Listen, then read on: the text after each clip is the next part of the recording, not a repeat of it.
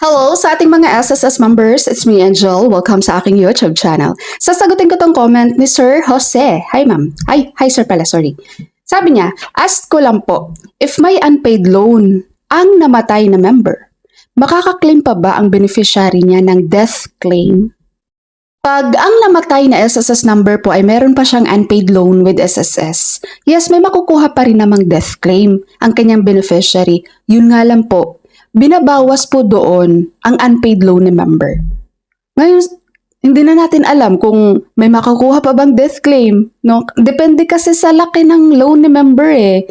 Hindi natin masabi kung yung loan niya ba na yun ay matagal na masyado yun or hindi naman. So kung hindi naman kalakihan yung loan, kumbaga hindi lang natapos talagang bayaran, yes, sigurado yun, may death claim yun. Binabawas nga lang yun sa claims na makukuha ng beneficiary mo.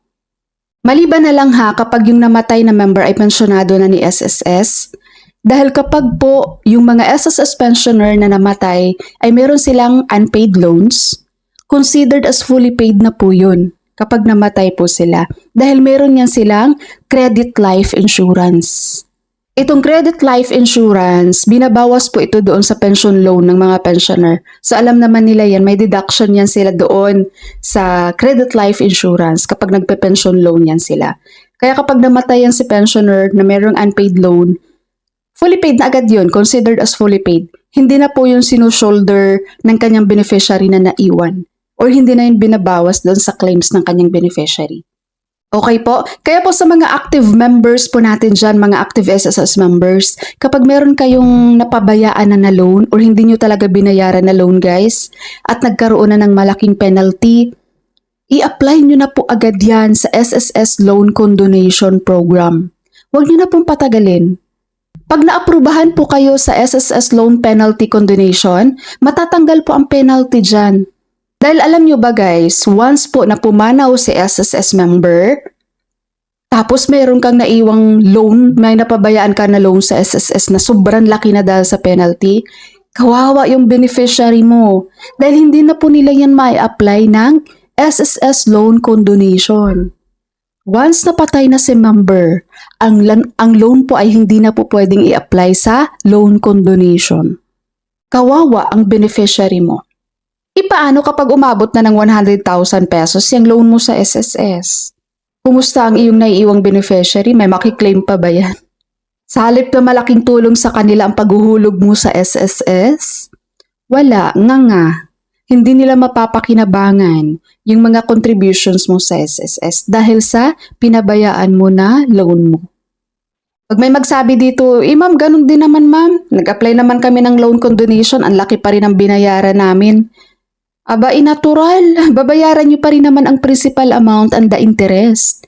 Yung penalty lang po ang matatanggal doon. Diba meron akong sinishare dito guys na comment ng viewer natin na namatay yung father niya.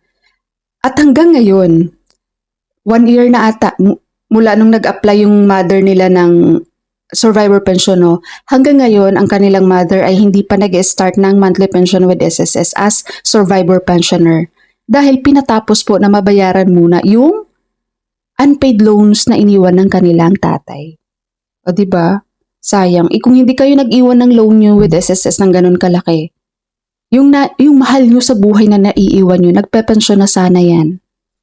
Alright, so bago ko po end ang ating video for today, mga ma'am and sir, gusto mo bang magkaroon ng aircon?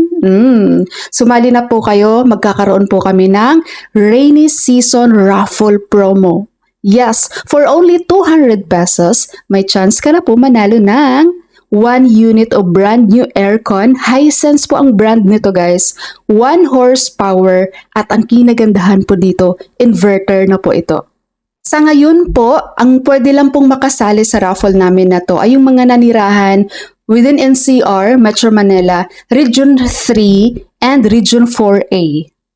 Kung sino man po ang pagpapalari na manalo dito, hindi nyo po alalahanin ang shipping ng aircon nyo dahil free delivery po kami. Ipapadala po namin to sa inyo free sa inyong tahanan. Kung paano po sumali, i-message nyo lang po ito. Mag-follow kayo dito sa Amaras Aircon. I-chat nyo lang dyan kung gusto nyo pong mag-join sa raffle. yung pangalan nyo, yung location nyo. At magre-response na lang kami dyan kung saan nyo po isa-send ang inyong entry na 200 pesos. At pumili na rin po kayo guys ng inyong lucky number 1 to 100. Kailan gagawin ang raffle draw? Gagawin po natin ito this coming September 2026. Pero wala pa pong exact date ha. Dahil pupunuin pa po namin yung slots guys bago natin ira-raffle itong aircon, 1 unit brand new aircon. Okay? Don't worry po, sa Facebook na yan, mag-a-announce po kami dyan once na kumpleto na po natin yung slots na kailangan naming punuin. Okay, so that's all for my video for today. Thank you so much for watching everyone. God bless you all.